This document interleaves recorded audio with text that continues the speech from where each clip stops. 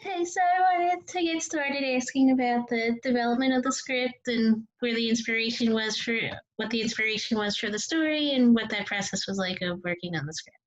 Sure. Yeah. Yeah. So Madeline and I met at the TIFF Talent Lab in 2015, and that's when we decided to start working together. And we started making short films that dealt with very similar subject matter. It thematically explored gender politics and power dynamics and trauma, especially within families and how families respond to and deal with trauma. And that kind of culminated in the writing of the script for Violation. It was sort of all the themes that we were really interested in coming together in one project. Yeah, it's a very personal film for us, where we both experienced traumatic moments in our past, and we were really interested in trying to write something completely from this one woman's perspective and trying to create an experience for the audience that really mirrored her inner turmoil. And Marilyn, I also wanted to ask you about also starring in the film, and at what point did you decide to also play the lead character, and what was that experience like for you of working behind the scenes and also acting? Yeah, so I've acted in 2 of the short films that we co-directed as well. So we already had kind of developed this shorthand way of working as co-directors, and then with me acting. But initially, we hadn't thought that, or I didn't want to play the lead. We actually wrote the character of the sister for me to play. And then the closer we got to shooting, the more we started to feel like maybe actually Dusty was the one who kind of pushed me to think more deeply about playing Miriam. And then I started to really think about it, and it was keeping me up at night, and I was started to actually get excited about playing Miriam and see it as more of a challenge than something that would be too difficult to handle. But yeah, it was very, very, it just was so much work. We did a lot of prep together as directors, and that so that when we were on set, we were totally on the same page, and there was no point where I had to really, when I was in character, think about the directing side. That was just, I completely, fully trusted that Dusty was carrying out that shared vision. But also, Dusty knows me so well, and he was able to, I think it's a very emotional performance, and he was able to really bring things out of me that I think other directors may not have been able to, just because of that level of trust that we have and that prior experience of working together. Yeah, it's also a very physically demanding role, and we knew, as Madeleine being one of the directors, that we could push her much further than we could push your average actor. And also, speaking of directing the film together, I also wanted to ask a little bit more about that experience and going from working on the script together into directing, and what that experience was like, especially coming from working on the shorts together as well. Mm-hmm. Yeah, well, when we write, we spend a lot of time talking about the visual aesthetic and the tone, so that a lot of the preparation that we would do as directors, a lot of it has already been kind of figured out during the writing process. And then we work really closely with a really talented storyboard artist named David Mattiacci, who also did the poster art for the film. And together we were able to pre-visualize a lot of the complex sequences in the film. And that also was really useful. And I think our big thing as directors is to do as much prep as we possibly can.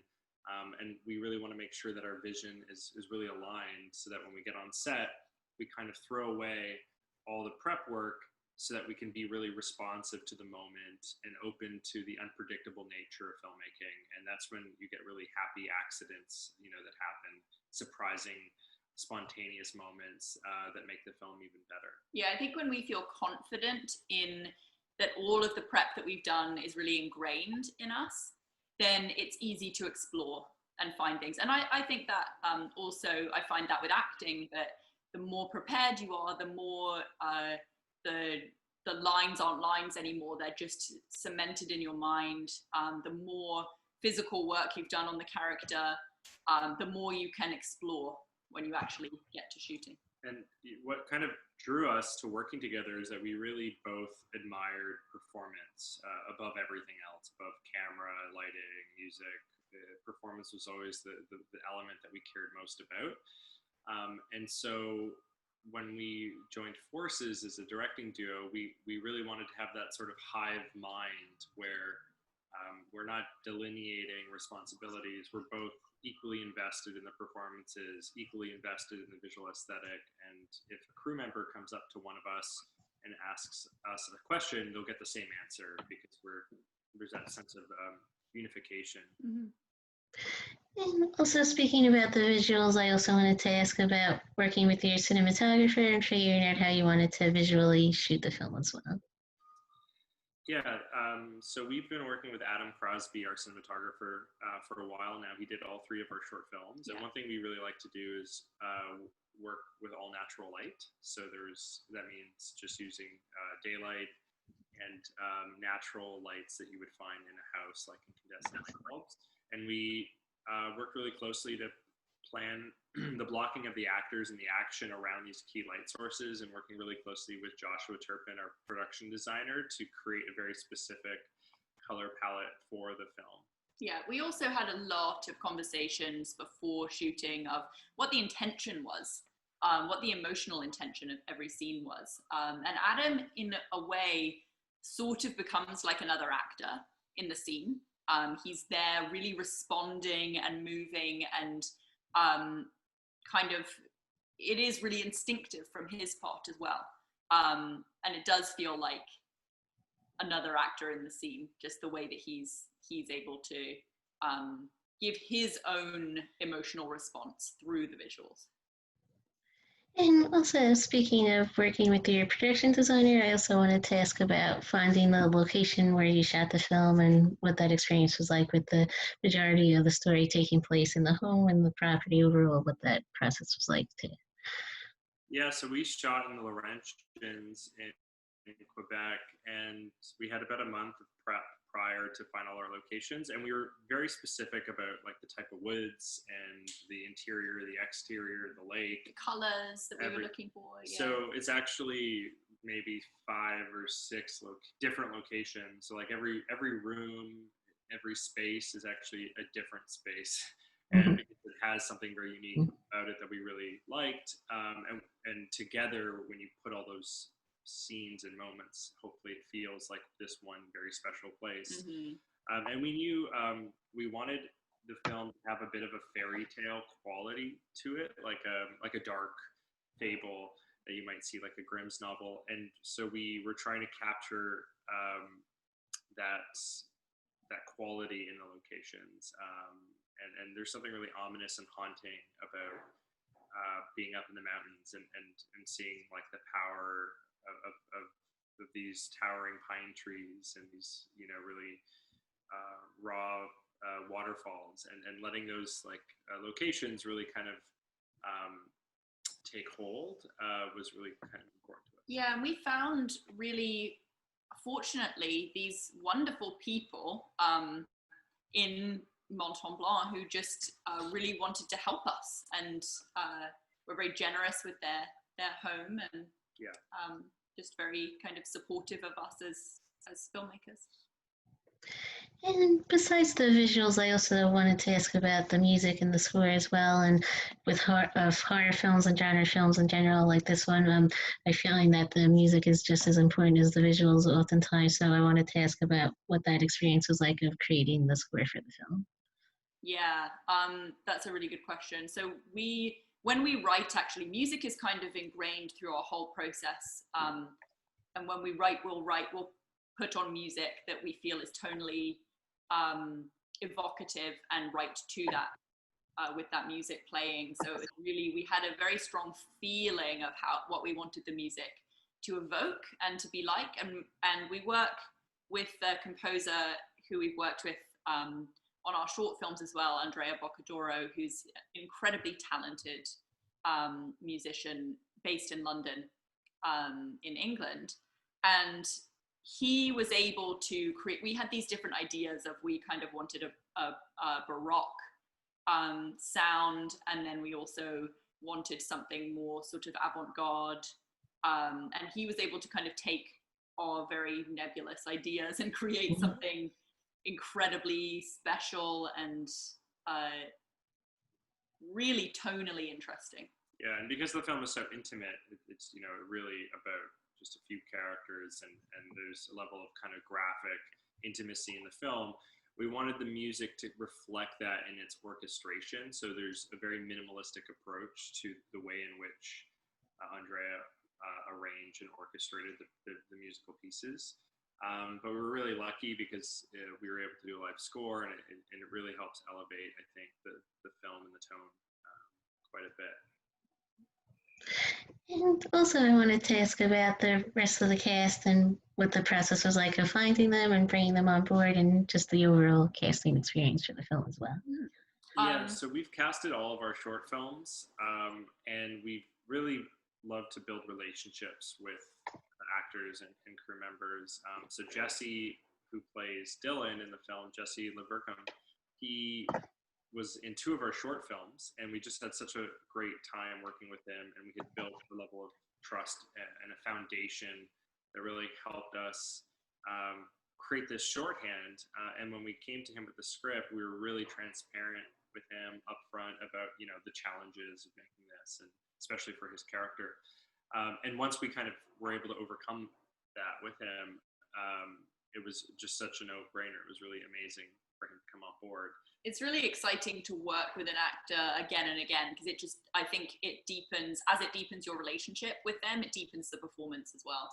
And Obi Abili, we saw him in a feature by someone we know, Aaron Shearing, and he was so great in it.